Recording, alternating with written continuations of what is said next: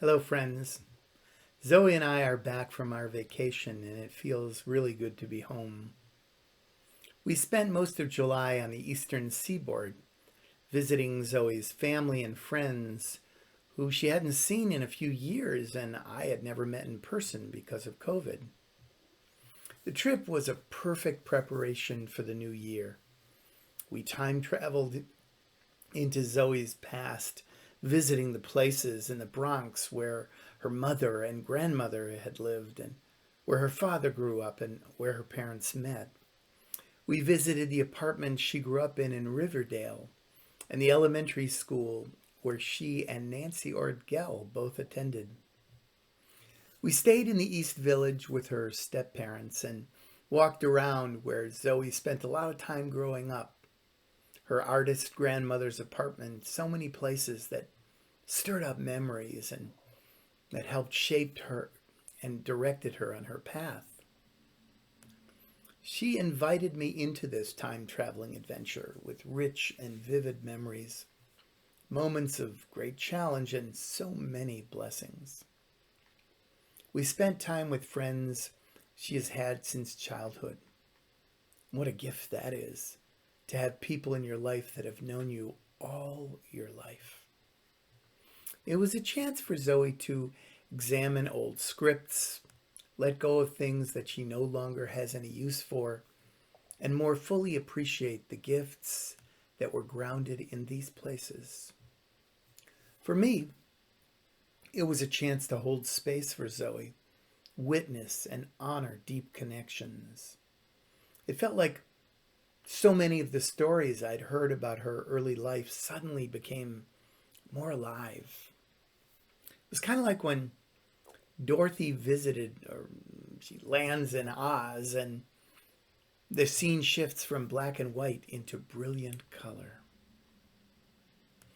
We drove to Connecticut and visited with Zoe's father, a towering 6'7" presence, a passionate agent for social justice who spent his entire adult life fighting for what he believes in. He spearheaded efforts to end smoking in restaurants and bars in New York City, led the fight for LGBTQ rights since the days of Stonewall.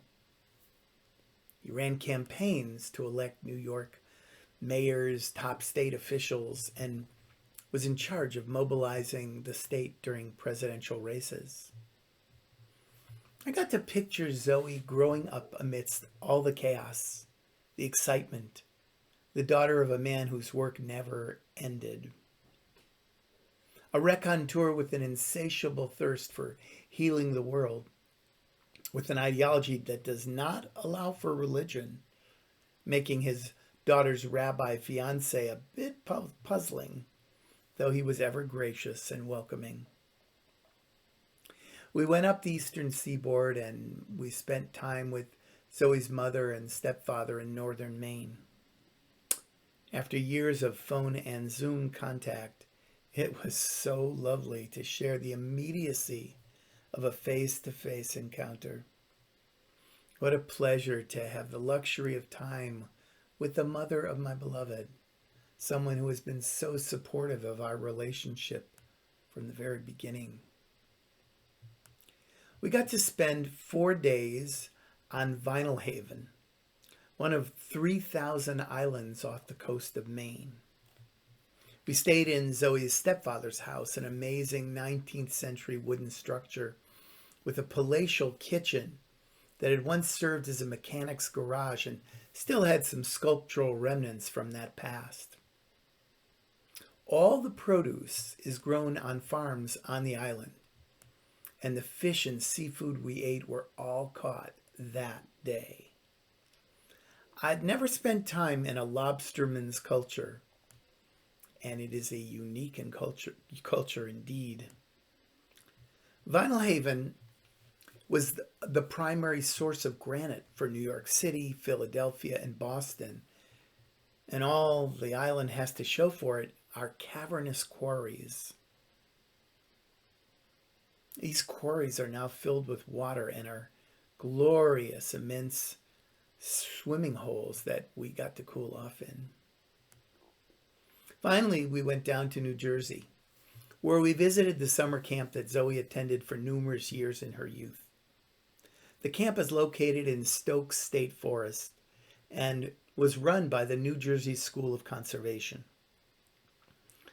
All the counselors were college students studying the environment and were passionate about its conservation. This was the place where Zoe discovered her deep connection to nature and found a God connection in the trees, the wildlife, and the delicious forest air. Camp is now closed, but there happened to be a board meeting of the School of Conservation, and a few of Zoe's former counselors are still on the board. They let us visit, gave us a boat to canoe out onto the lake, and hike to places that that had touched Zoe's heart and informed her spirituality so many years ago. All in all, we had a wondrous adventure with time to be with Zoe's loved ones and dearest friends, and time for us to process the memories, the moments that helped form her consciousness and that she continues to dialogue with today. I know that some of you have done a trip like this with your beloveds and understand the power of sharing this experience.